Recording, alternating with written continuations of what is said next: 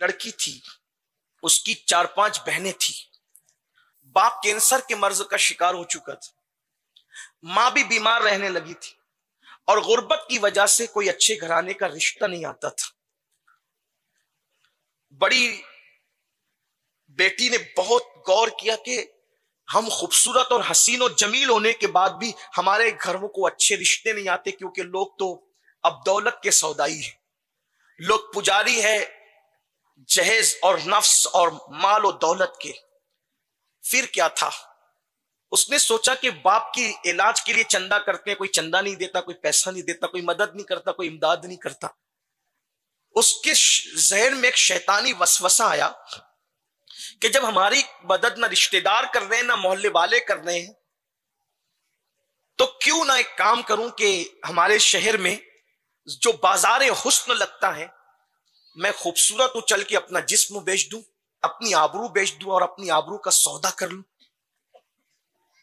बाप का इलाज भी होगा, छोटी बहनों की शादी भी हो जाएगी, फिर जो मेरा होना है वो तो होता रहेगा। कितनी दर्दनाक सूरत हाल है। जब भी कभी एमडी का नशा करने को नफ्स चाहे तो इस बात पे गौर कर लेना। जब कभी मुंह में सिगरेट रखने को दिल चाहे तो इस बात पे गौर कर लेना। अलग अलग फ्लेवर के हुक्के पीने वालों और पूरी पूरी रात हुक्के पीने वालों, और बास तो इतने जालिम हो गए, बुजुर्गों का हवाला दे के कहते हैं कि फुला बुजुर्ग पिया करते थे इसलिए हम पीते हैं। जालिम, जरा सोच तो सही, जिन बुजुर्गों के तुम हवाले दे करके कौम को नशे की तरफ लेकर के जा रहे हो, वो बुजुर्ग लोग 22-22 घंटा जागते थे।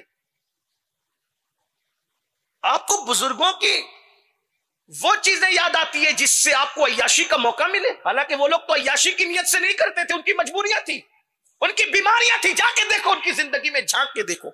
और फिर जो हुक्का तुम पी रहे हो उसका तसव्वुर आज से 50 साल पहले नहीं था।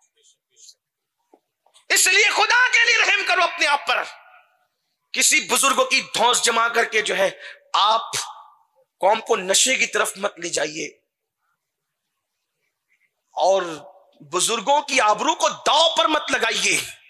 उस लड़की ने मंसूबा बनाया, जब कोई मदद नहीं कर रहा है तो मैं अपनी आबरू को बेच दूंगी। सोचो कितनी दर्दनाक सूरत हाल है। और ये बात को महसूस करो भिवंडी वालों, जिस वक्त रसूलुल्लाह की उम्मत की कोई बेटी गुर्बत की मजबूरी और हालात से लाचार होकर अपनी आबरू का सौदा करती होगी, तो उस वक्त गुंबदे खजरा में मुस्तफा जाने रहमत के दिल पर क्या गुजरती होगी, हुजूर के कल्बी अतर की कैफियत क्या होती होगी, कभी महसूस तो करो। इसलिए कि कोई बाप अपनी बेटी से उतना प्यार नहीं कर सकता जितना मुस्तफा जाने रहमत अपनी उम्मत से प्यार करते, अपनी उम्मत से मोहब्बत करते। लोगों को उठाने की कोशिश करो, लोगों की मदद करने की कोशिश करो, लोगों के काम आने की कोशिश करो।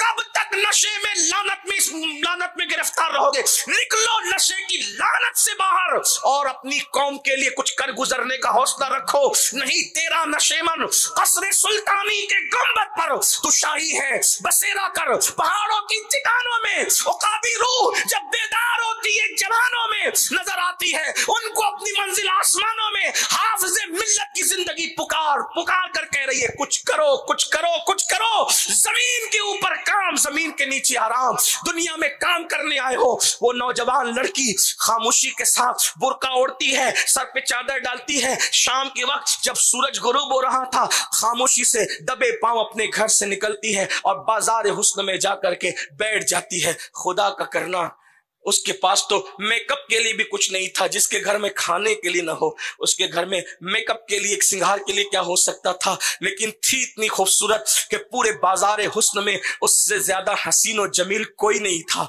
मगर खुदा की शान, जो भी मालदार से मालदार आता उसके करीब पहुंचता, अचानक नजरें झुक जाती, गर्दन झुक जाती, आगे बढ़ जाता। जब कोई आता, उतरता सवारी से, इसके दिल की धड़कनें तेज होती, ये ले जाएगा ये ले जाएगा। लेकिन जो आता आगे बढ़ता, कोई उसको देखता भी नहीं, कोई उसकी तरफ नजर भी नहीं उठाता। जैसे आता ऐसा लगता जैसे कोई इसकी गर्दन मोड़ देता हो, जिसकी आंखें झुका देता हो। हर बंदा आता रहा जाता रहा, यहां तक के शाम के वक्त सजने वाली हुस्न की मंडी निस्फ शब आने आने तक और रात की जुल्फे कमर तक ढलकने से पहले पहले वो पूरी मंडी हुस्न की खाली हो गई। आने वाले गाहक भी आए, ले जाने वालों को लेकर भी गए।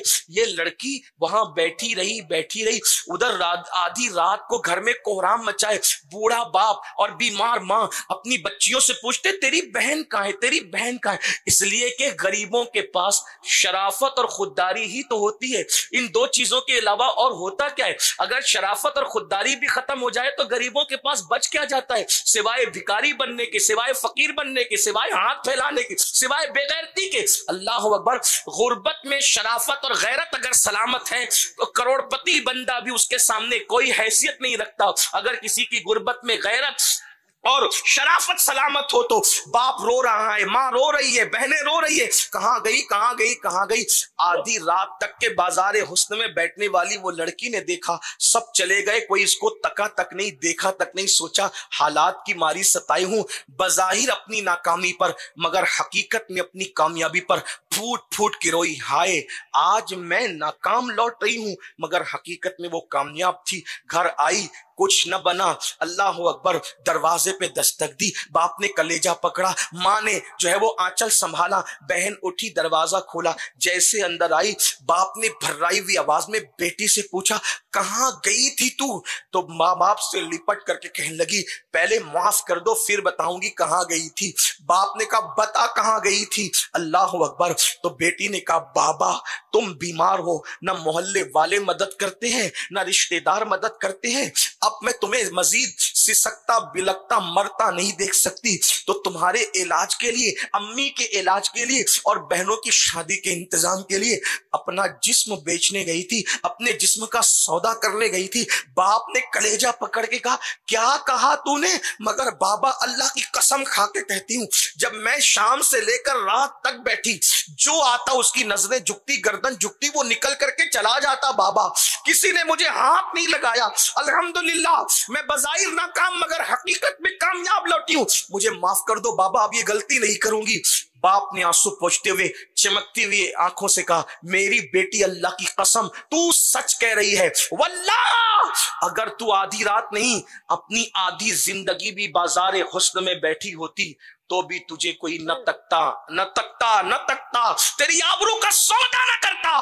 बेटी ने कहा बाबा इतने यकीन से कैसे कह रहे हैं। फरमाया मेरी बेटी मुझे अपनी जात पे नहीं अपने नबी की बात पे भरोसा है। मेरे नबी ने कहा कमा तदीन तुदान, तुम जैसा करोगे वैसा पाओगे। बेटा तेरे बाप ने कभी भी किसी औरत को गलत नजर से नहीं देखा, जब तेरे बाप ने किसी औरत पर गलत नजर नहीं डाली तो मेरी बेटी पर कोई गलत नजर कैसे डाल सकता है।